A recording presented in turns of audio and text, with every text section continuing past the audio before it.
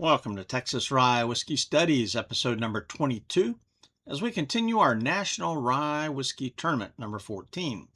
Coming to you from Fort Worth, Texas on Wednesday, June 10th, 2026, where it is currently 95 degrees. We are in the first bracket, that is the under 90 proof bracket of our Rye Whiskey Studies. What I do is review these whiskeys starting again with the 80 proofers and then working my way up. After every other whiskey, I pair them up and do a blind tasting for my tournament to see which whiskeys are my favorites. Now, today, we're looking at Corsair Dark Rye, pot distilled, 85 proof. Coming out of Nashville, Tennessee for about $20 is what I paid for it. But that was about 3 years ago. I can no longer find it in Fort Worth and online at their website. It's about $45. So I'm not sure where it's marketed, but I can't see it in Fort Worth anywhere. Tasting notes, peppery, chocolatey, oak. I gave it a score of 91. However, my letter grade for drinkability, B+. That's unusual. My recommendation, everything about this whiskey screams to me that it should be better than it tastes. The history, the bottle, the appearance, the nose, but the taste doesn't quite follow through from the nose exactly. Very similar, but here's what the problem is. Up front, it's very good, and then it kind of hollows out on me and leads to a finish that's a little bit bitter, which I don't mind. I mean, there's a dark beer note that comes here that's pretty good. So in many ways, it is kind of like a stout beer, but not quite as rich or sweet. So it's still pretty good, just a little bit disappointing. Details. Derek Bell and Andrew Weber were childhood friends and established Corsair in Bowling Green, Kentucky, 2008. Then they moved it to Nashville in 2010, and it was the first distillery in Nashville since Prohibition, so that's pretty cool. Their ethos is innovate or die. So they have experimented in a very wide variety of grains, quinoa, buckwheat, various smoked whiskeys, a red absinthe. They use their own local farm, their own smokehouse and malt house, and they manufacture about 30 different spirits over the years. In their first 10 years, they won hundreds of medals. I remember, reading about them online, and I was excited, but I couldn't find it in Fort Worth. And then when I did, on sale, I got it. And that was about 3 years ago. So in their first 10 years, they're all over the place. I cannot find anything official about why they chose the name Corsair. It is a historical reference to one of two things. In World War II and Korea, there was the airplane, the Vought F-4U Corsair, flown by the United States Marines, and back further in history to the Muslim Barbary pirates of North Africa in the 1500s. The type of ship that they used was known as the Corsair, and in fact, the name of the ship was applied to them, and so they were the Corsairs and Barbary pirates, Muslims. So for history, 5 out of 5. There's a lot there that I really like. Bottle, label, and marketing. Clear glass. It's round. Smaller at the base and flaring out a little bit at the shoulder, but it's a very flat shoulder and then a short neck. The wood cap. I think it's an imitation cork. That's a wood cap. The label is one of those labels that is just kind of printed on, so it's not like an applied label. It's like, I don't know how you describe that, but the label's very nice because it lets you see the whiskey, and yet it gives kind of a mysterious sense to it. I mean, look at that. So dark rye and then all that dark, beautiful whiskey. It's got a lot of information on the label. So it's a very, I like their clarity, right? The clarity in their labels really unmatched. It gives all kinds of good information and a good motto. It says, if it's been done before, we don't want to do it. right? I mean, it gives the mash bill and the age and everything on the label. So 5 out of 5 for bottle, label, and marketing. Their website is pretty decent. So, but as far as marketing, it's not marketed here in Fort Worth, I guess. But still, 5 out of 5 for bottle, label, and marketing.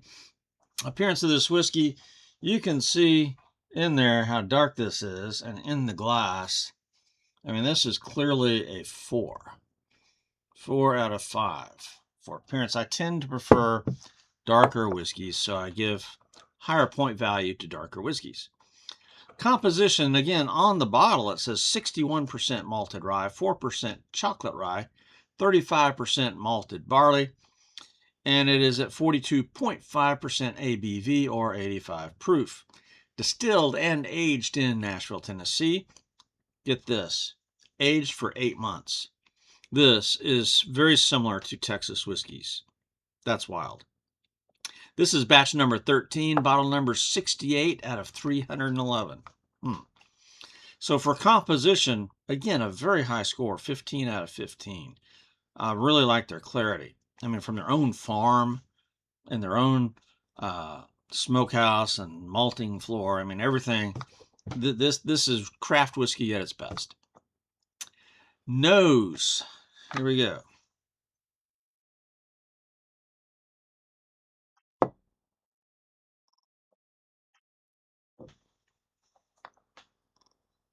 Now this is a lovely nose.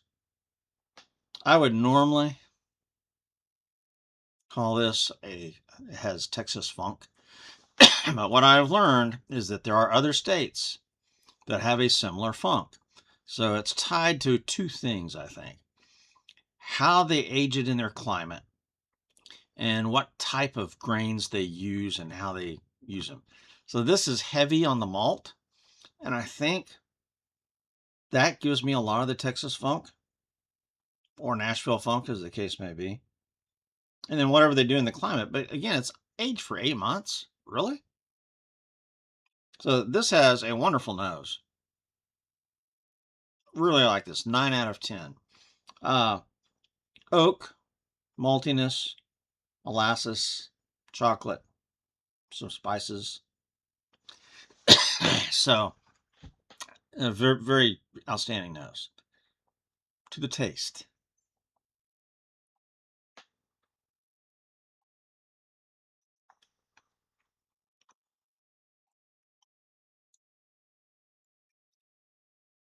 Oak, malt, chocolate, molasses. Hmm.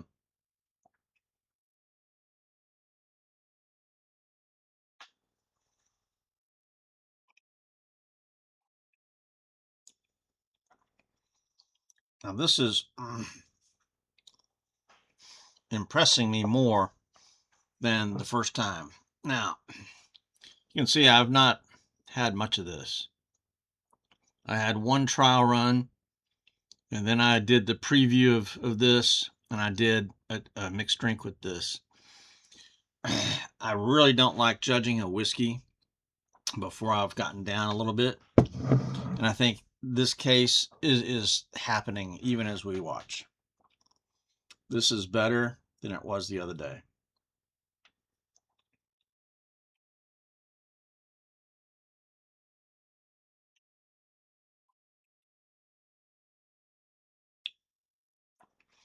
Now, I'm getting still a little bit of the bitterness like that Scottish stout beer or porter, but it's no longer dominating on the back end of the palate. The hollow nature that I got the other day seems to not be there now. Huh. So you see, I'm having a different experience today than I did last week when I first opened this. So what that means is I'm going to give the taste another point up from what it had been. So that's a 21 out of 25. And, that's going to affect my score. And then also, as we look at mouthfeel, burn, and finish. Now this punches above its weight as far as burn. It's a kind of a bright burn all the way through the palate, but it doesn't go up in the sinuses or down in the chest.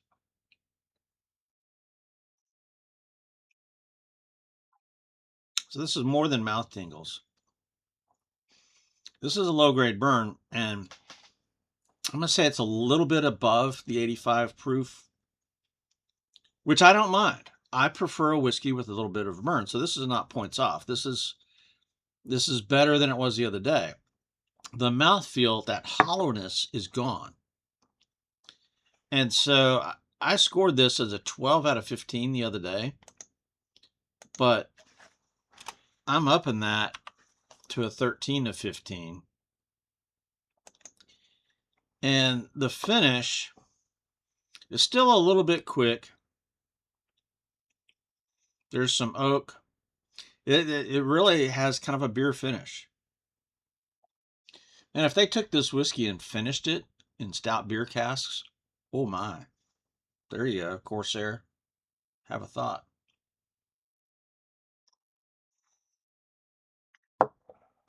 All right, this has improved since the other day by 2 whole points. So let me make that right now. This is now a 93 instead of a 91. And that's really pretty high. That's a high score. And the drinkability grade is going to go up to an A minus. So that's why I'm hesitant to score whiskeys on the first couple of sips. And that's the mistake that I made. First, I didn't score it on the first glass, but the second glass is where I scored this. And now here I am. I did another glass with a mixed drink. And now here I am on the fourth. And this is noticeably better. So, okay. So let's look at versatility, flexibility. Again, it's nice, neat. And I think it's nicer now. It might have enough strength to hold up to ice should you do that. The cocktail that I made the other day was one of the absolute best old fashions I've ever made. What I did is I said, this mash bill's got chocolate rye. I'm picking up some chocolate notes. So I used some Aztec chocolate bitters along with Angostura bitters. And I used a spoon for the Luxardo cherry, getting some of the juice, and a Turbinado sugar cube. No orange peel on this one. And that old fashioned came out fantastic. Now, I'm going to go make another old fashioned, see how flexible this is. I'm going to use a little bit different recipe because I experiment with my old fashions all the time. So stand by. I'll be right back. And I'm back. I've got another old fashioned here. And this one I did differently. I did still use the chocolate bitters, but I used cherry bitters instead of Angostura. So chocolate and cherry bitters. I've got one cherry in there, Luxardo cherry. And instead of using turbinado, I used maple syrup, which I frequently use. So, cheers.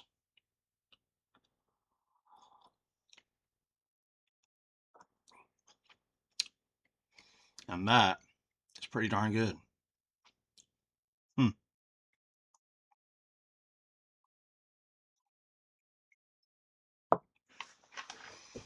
Definitely more in the cherry department.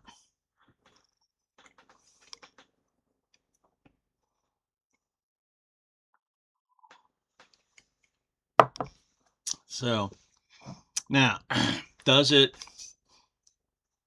obscure or enhance the Corsair flavors? I think it enhances. I think if you tried that combination of bitters with something like, I don't know, Wild Turkey or even Jim Beam, it would not work. But I think with the Corsair, the cherry and the chocolate bitters work well. So there you go. And the maple syrup is easier to work with than the turbinado. The turbinado sugar cubes are really tough. They don't dissolve easily. And so for flexibility, versatility, 5 out of 5 points. Now, price, value, and availability. I paid $19.99 at King's Liquor in Fort Worth about 3 years ago, but I can not find it anywhere. So that was obviously a sale price. It was marked sale. I mean, that's, half off of what this would normally be. So if I did order it for $45, you got to tack on the $20 shipping, and bingo, you're over $60, close to $70. So for price, value, and availability, only 7 out of 10 points. Bonus points. I'm giving this a 4 out of 5. I really like the history. The bottle, the label's pretty good. Availability is a real downer. So that's where you lose some bonus points. And then I think originally, I'd kind of, the flavor, the taste kind of disappointed me. But now that's back up. But still, I think only a 4 out of 5 for bonus is appropriate. And it gives me a total score of 93, which for an 85 proof whiskey, that's pretty darn high. 93, okay. Letter grade for drinkability, I have increased to an A-. So my analysis and recommendation, everything about this whiskey really pointed me in the direction of it being good. And then initially I was a little bit frustrated with it. The history, the bottle, the appearance, the nose, everything was great. But that taste just kind of disappointed me a little bit because it was a little bit hollow. However, going down further into the bottle, letting it sit for a while, has improved it. And this is not unusual. This happens with me all the time. And that's why I rarely judge a whiskey. Well, I never judge a whiskey on the neck pour. But waiting till the next pour after that sometimes I do that. But on this one, it took about 4 pours for it to come out right. And that's not that unusual. So I love stout beers. This has kind of got that vibe going on with it. And as a cocktail, this has made some killer old fashions. Definitely. So this is still very good. I would consider buying it again if it shows up in Fort Worth. And so if you like dark beers, malted rye, try this one for sure. The malt in here does wonderful things. Now, next up, we have studied these 2 whiskeys. Michter's Single Barrel Straight Rye and Corsair. So it's time to do a one-on-one match to see which one advances in the tournament. So that's coming up next on Texas Rye Whiskey Studies. So this is Stab the Dragon out here.